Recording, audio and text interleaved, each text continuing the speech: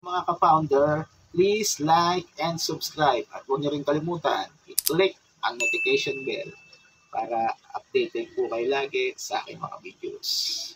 Magandang araw, mapagpalang araw po sa inyong lahat. Saan man po kayong dako ng daigdig, welcome po sa aking munting channel. Ang pag-uusapan po natin ngayon, ang tungkol sa laging binabanat o inuupak kay Pangulong BBM. Yung pangako niya na tumatak sa isip ng mga tao na hanggang ngayon hindi pa natutupad. Well, totoo naman po talaga mga ka-founder, hindi pa natutupad to. Kahit ako inaabangan ko to at kasi nga naman marami ang giginhawa na Pilipino, lalo na ginhawa sa pagkainan pag natupad tong 20 pesos na kilo ng bigas.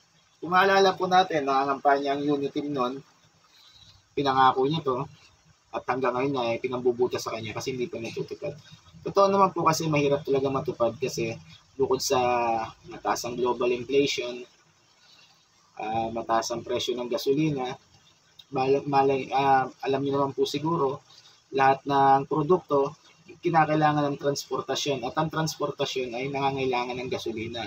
Mataas ang gasolina kaya isinasama ng mga mamumuhunan yan sa presyo ng kanilang bigas. Galing pa ng Baguio ang bigas, dadalhin dito, gagamit ng gasolina sa sasakyan, yung pagkakargahan, kasama sa puhunan yun. Kaya yun ang dumadagdag sa presyo ng bigas. Pero isa lang po yun, isa lang yun sa dahilan. Ito po sa balitang to, hindi nyo maliliwanagan kayo kung bakit mataas ang kilo ng bigas sa ngayon at hindi kasalanan ng gobyerno o kasalanan ng Pangulo. Kung di nyo napapansin, nung isang araw lang, nandito sa Candaba, Pampanga, malapit lang po namin ang Candaba, Angeles City po kami. Dito siya sa Candaba, Pampanga para mamigay ng mga binhi,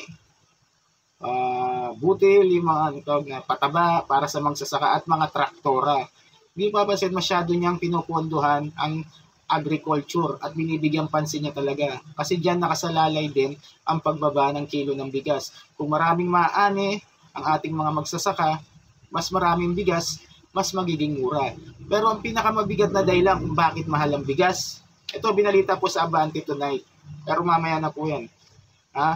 Ito yung mga middleman. Yung mga middleman na walang ginawa kundi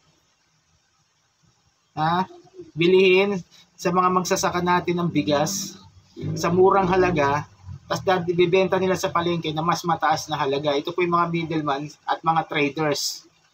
Kaya po, ang nangyayari, pagdating sa palengke, mataas na nga yung bigas, mabibili natin na mataas.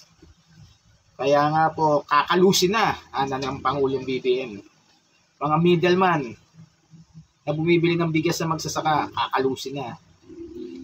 Pag yan, nakalos ng gusto yung mga middleman na yan, pustahan tayo, matutupad ang 20 pesos na kilo ng bigas. Grabe.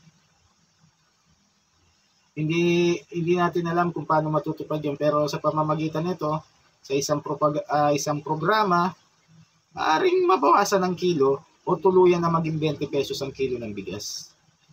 Tignan po natin sa balita sa Abante Tonight. Alam po, nanap po siya. Nakita ko lang po siya kanina.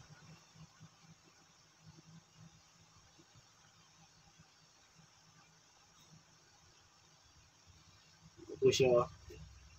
Ipa-flash ko din po sa screen para makita nyo. Bigas. Mga middleman ng bigas sa palengke, kakalusin. Ito po, sabi rito. Pumirma ng kasunduan ng Department of Agriculture, Department of Trade and Industry, and National Irrigation Administration, and irrigation upang magtulungan sa isang integrated rice supply chain development program. Layunin ng programa na mabawasan ng dadaanang middleman para makarating ang bigas sa mga palengke. Mas mura at mapapalaki ang kita ng magsasaka. Yun, dahil dumadaan sa middleman, nagdodoble po ang presyo pagdating sa palengke. Ngayon, pagdating sa palengke, syempre, tutubuan pa yun ng mga bibili sa palengke na nagtitinda rin na binibila natin. Kaya lalo po tumataas. Ibig na 20, magiging 40. Pag ibinenta sa atin, 60 na. Kaya ganun po kataas ang bigas.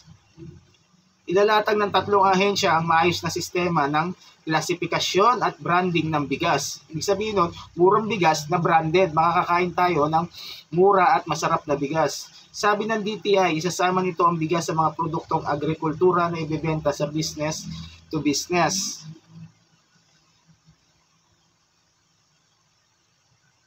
Platform na itatatag kasamang United States Agency for International Development o USAID. Naglaan ng USAID ng 1 bilyon para sa strengthening private enterprises for the digital economy upang palawakin ang partisipasyon ng mga small and medium enterprises sa Pilipinas e-commerce ecosystem. Inaasahang magagawa ito na nagawa na ng USAID sa Nueva Vizcaya Agricultural Terminal para sa kauna-unahang e-commerce platform sa mga magsasakang traders sa Luzon. Alam niyo po, nakakatuwang isipin, no? Na may pag-asa pala, no? At natuklasan ng administrasyong BBM ang dahilan kung bakit hirap na hirap sila. Nahuli na nila yung mga smuggler ng bigas. Diba? Pero bakit ganon? Mataas pa rin dahil pala dito sa mga middleman. Alam niyo po, kaya pabor ako sa People Initiative, yung charter change, yung provision ng economical provision. Bakit po ako pabor dyan? Dahil dyan, makokontrol ng gobyerno ang pagtaas ng presyo ng mga produkto. Hindi basta-basta makakapagtaas ng presyo ang isang kumpanya, ang isang mangangalakal o ang isang negosyante, mamumuhunan, kung walang abiso ng gobyerno. Kontrolado po lahat. Kaya po sana, maliwanagan tayo sa economic provision na pinatutupad ngayon o ipapatupad sana kung hindi hinarang ng Senado. Sana po, bigyan po natin ng pagkakataon ang People Initiative.